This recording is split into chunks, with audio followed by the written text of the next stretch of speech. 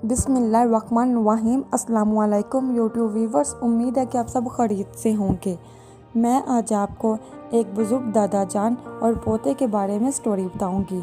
Story start करने से पहले मेरी आप सबसे रिक्वेस्ट है कि आप मेरे चैनल को सब्सक्राइब करें और अगर वीडियो पसंद आई हो तो लाइक करें और शेयर करें। तो आइए अब हम चलते हैं अपने वीडियो की तरफ। एक पहाड़ी इलाके में एक बुज़ुर्ग अपने नौजवान पोते के साथ रहते थे।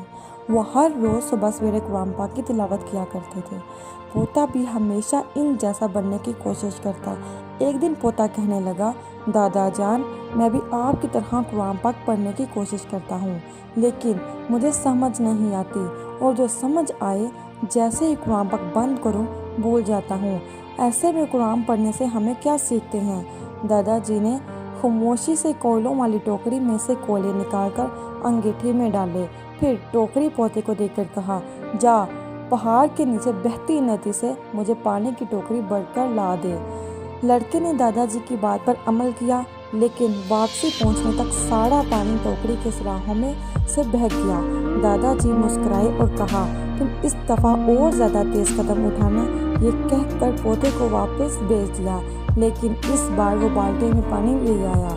दादाजी ने कहा, मुझे बाल्टी नहीं टोकरी में पानी चाहिए, तुम ठीक से कोशिश नहीं कर रहे।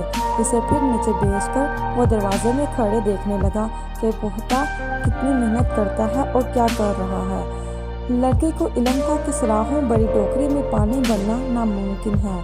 बहरहाल दादाजी को दिखाने के लिए टोकरी पानी से भरी और इंतहाई तेज़ी से वापस बढ़ा, लेकिन पहुंचने तक टोकरी में से फिर पानी बह चुका था और वो खाली थी। लड़के ने कहा, दादा जान, इसमें पानी भरना नामुमकिन है। दादाजी ने कहा, बेटा टोकरी की तरफ देखो।